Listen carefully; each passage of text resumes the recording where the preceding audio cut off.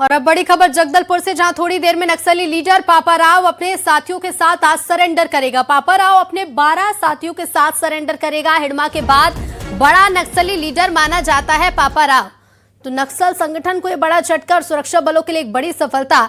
नक्सली leader Paparao, जिसका जो Bhairamgarh west Bastar area committee का कमांडर रहा है, दक्षिण सब जोनल ब्यूरो का सदस्य भी रहा है नक्सली कमांडर पापाराव, और दंडकारण्य स्पेशल जोनल कमेटी का सदस्य भी रहा। 12 साथियों के साथ पापाराव सरेंडर करेगा। 2025 में बीजापुर में ब्लास्ट का मास्टरमाइंड है पापाराव।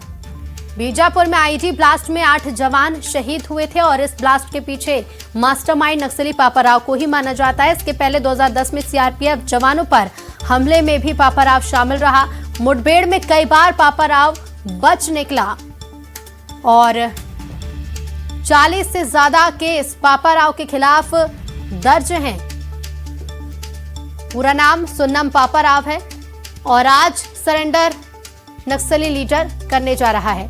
श्रीनिवास नायडू हमारे साथ फोन लाइन पर जुड़ गए। श्रीनिवास, 31 मार्च आखिरी तारीख है नक्सलवाद के खात्मे की और आज एक बड़ी सफलता इसे माना जाए नक्सली पापाराव के सरेंडर को। जी बिल्कुल, जो बस्तर और छत्तीसगढ़ के लिए बहुत बड़ी उपलब्धि, बहुत बड़ी सफलता है, क्योंकि मार्च 2031 का दिन अंतिम डेडलाइन का दिन है और माओवादी संगठन का आखिरी का समय है। ऐसे में जो दंडकारण्य स्पेशल जोनल कमेटी का जो आखिरी सबसे बड़ा लीडर पापाराव ही बचा था और उसके जो साथी है पुलिस के संपर्क में आ चुके हैं। अब से कुछ देर के बाद या फिर कल इस सरेंडर को बड़ा सरेंडर शो किया जाएगा, क्योंकि पापाराव बड़ा कैडर है और ये बीजापुर के नेशनल पार्क में सक्रिय रहा। इसके ऊपर 25 लाख रुपए के इनाम है और उस पर कई घटनाओं में शामिल ये पापाराव रहा है। चूंकि पापाराव ही एक ऐसा बड़ा कैडर बचा हुआ था, इसके पहले जितने जो नक्सल विंग है पूरी तरह से खत्म हो चुकी थी और बड़े जो कैडर है वो आत्मसमर्पण कर लिए थे या फिर न्यूट्रलाइज हो गए थे। तो कह सकते हैं पापाराव ही एक ऐसा लीडर बस्तर संभाग में बचा था जो आज सरेंडर करने जा रहा है। इस सरेंडर करने के बाद ये माना जा सकता है कि बस्तर संभाग पूरी तरह से नक्सल मुक्त हो गया है, जो कि केंद्र सरकार और राज्य सरकार की लगातार अपील का असर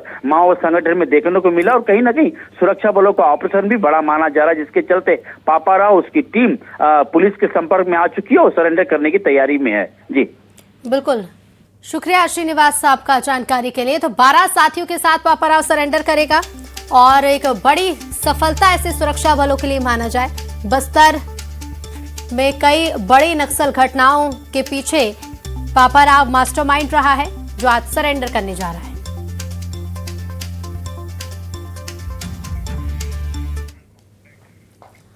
और नक्सली पापाराव के सरेंडर को लेकर सीएम विष्णुदेव साय का बयान सामने आया है। मुख्यमंत्री ने कहा कि नक्सलवाद के खात्मे को लेकर गृह मंत्री अमित शाह ने डेडलाइन तय की है। उनकी इच्छा शक्ति और जवानों के हौसले से 31 मार्च तक नक्सलवाद का खात्मा होगा। सीएम ने कहा कि नक्सली लगातार सरेंडर कर मुख्यधारा से जुड़ रहे हैं, ये बड़ी सफलता है। को मालूम है कि माननीय प्रधानमंत्री जी और माननीय गृह मंत्री जी की दृढ़ इच्छा शक्ति और माननीय गृह मंत्री जी जो डेडलाइन तय किए हैं 31 मार्च का, वो बहुत नज़दीक है और इसलिए पापाराव सरेंडर कर रहे हैं तो अच्छी बात है। तो नक्सल नेता पापाराव के सरेंडर पर डिप्टी सीएम विजय शर्मा ने जानकारी दी है कि छत्तीसगढ़ में अब कोई बड़ा लीडर सक्रिय नहीं है। बचे नेता तेलंगाना में होने की जानकारी है। पापाराव के सरेंडर को बड़ी सफलता छत्तीसगढ़ के गृह मंत्री और डिप्टी सीएम विजय शर्मा ने बताया है।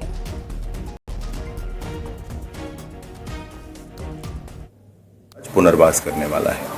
जब वो पुनर्वास उसका हो जाएगा तो तकनीकी तौर पर हम स्पष्ट रूप से कह पाएंगे कि अब छत्तीसगढ़ की सीमा प्रांत में इस लेवल का DKZC लेवल का या उससे भी नीचे लेवल का काफ़ी लंबे समय से मैं सोचता हूं कि लगभग 2.5 दशकों से जंगलों में सक्रिय रहे और इन्होंने अनेक एनकाउंटर्स ऐसे हुए, पुलिस के अनेक ऐसी मुठभेड़ें हुई जिसमें ये थे, परंतु ये स्कैप हो गए। बार बार यही होता रहा इनके साथ। अभी भी ये है कि 25 लाख का छत्तीसगढ़ की सरकार की तरफ से इनाम DKZC होने के कारण के ऊपर है, लेकिन ये बात स्पष्टता है कि अब उनका मनोभाव बदल गया है। मेरी खुद भी उनसे बात हुई है। तो छत्तीसगढ़ में नक्सलियों के खात्मे का काउंटडाउन शुरू हो चुका है। केंद्रीय गृह मंत्री अमित शाह ने नक्सलियों के खात्मे की जो डेडलाइन तय की थी उसे पूरा होने में महज 7 दिन बचे हैं। अब ऐसे में सवाल यह है कि छत्तीसगढ़ में कितने नक्सलियों का खात्मा हो चुका है और मौजूदा समय में कौन से लीडर अब भी एक्टिव हैं। इसी पर एक रिपोर्ट देखिए।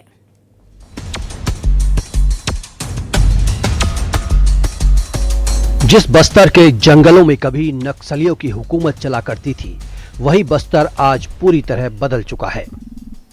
31 मार्च का दिन नक्सलियों के खात्मे का आखिरी दिन है। एक तरफ जहां नक्सलियों के कई विंग खत्म हो चुके हैं, तो वहीं दूसरी ओर बचे हुए नक्सलियों को सुरक्षा बलों ने आखिरी चेतावनी दी है। अब तक सैकड़ों की संख्या में नक्सली मुख्य धारा में शामिल हो चुके हैं। अब बस्तर के जंगलों में बारूद और गोलियों की गूंज भी बंद हो चुकी है। 31 मार्च का दिन बस्तर छत्तीसगढ़ के लिए नक्सल खात्मे का नया सवेरा लेकर आएगा। 1980 के दशक में जिस लाल आतंक ने देश सहित प्रदेश और बस्तर में अपना पैर बिछाया था, उस लाल आतंक को खात्मे के लिए जो डेडलाइन है वो काफी करीब पहुंच चुकी है। 31 मार्च 2026 का दिन काफी महत्वपूर्ण साबित होने जा रहा है, क्योंकि इस दिन संपूर्ण देश से, संपूर्ण छत्तीसगढ़ से और पूरे बस्तर संभाग से नक्सलवाद का नाम पूरी तरह से मिट जाएगा। ऐसे में जो बचे माओवादियों को एक बार फिर बस्तर आईजी ने अंतिम चेतावनी दी है और एक सूची भी जारी की है, जिसमें से 50 जो वर्दीधारी नक्सली है उनके नाम सार्वजनिक किए हैं। इस बीच सुरक्षा बलों को एक के बाद एक कई बड़ी सफलताएं भी मिली। जहां सुरक्षा बलों को सफलताएं मिली हैं, पहले राज्य में एक्टिव थी 30 एरिया कमेटी। लगातार कार्रवाई के बाद केवल 4 एरिया कमेटी ही बची हैं। बीजापुर, नारायणपुर, सुकमा में कुछ ही नक्सली एक्टिव हैं। पिछले 2 सालों में सुरक्षा बलों को बड़ी सफलता मिली है। इस तरीके से विगत 2 साल में जो माओवादी संगठन का टॉप लेवल लीडरशिप से लेकर जो नीचे लेवल पर डीवीसीएम, ये माननीय जो पीएलजीए फॉर्मेशन कैडर्स काफी बड़ी संख्या में पुनर्वास के लिए बाहर आए थे। उसके पश्चात अभी माओवादी संगठन का लगभग सभी डिविजन कमेटी में उनका संख्या बल न्यूनतम हो चुकी है और शेष कुछ गिने चुने माओवादी कैडर, जिसमें वर्दीधारी बंदूकधारी कैडर्स लगभग 50-60 से ज्यादा नहीं है। उसमें खासतौर पर अभी दक्षिण बस्तर डिवीजन इलाका में, जो बीजापुर इलाका में और कुछ उत्तर बस्तर क्षेत्र में और बाकी जिला में लगभग यदि संख्या 0 हो गई, नहीं तो कुछ गिने चुने अभी 4-5 की संख्या में शेष रह गई है। आपको बता दें कि छत्तीसगढ़ में जनवरी 2024 से 15 मार्च 2026 तक 2500 से ज्यादा नक्सलियों ने सरेंडर किया है। 660 से ज्यादा नक्सली मुठभेड़ में ढेर किए जा चुके हैं। करीब 2000 नक्सली गिरफ्तार हुए हैं। इसके साथ अब भी छत्तीसगढ़ के कुछ ही इलाकों में नक्सली एक्टिव हैं, जिसमें बीजापुर का नेशनल पार्क एरिया शामिल है। बीजापुर तेलंगाना सीमा का पामेड़ क्षेत्र शामिल है। सुकमा का जगरगुंडा कोंटा इलाका शामिल है और नारायणपुर का माड़ क्षेत्र शामिल है। छत्तीसगढ़ में नक्सल समस्या के खात्मे को लेकर अब निर्णायक दौर शुरू हो चुका है। सरकार और सुरक्षा बलों ने 31 मार्च 2026 तक नक्सलवाद खत्म करने का लक्ष्य तय किया है, जिसके चलते प्रदेश में अभियान और तेज कर दिया गया है। इस अंतिम दौर में ऑपरेशन 4 पर फोकस किया जा रहा है, जिसके जरिए बचे हुए नक्सली नेटवर्क को पूरी तरह खत्म करने की तैयारी है। श्रीनिवास नायडू, न्यूज़ 18, जगदलपुर।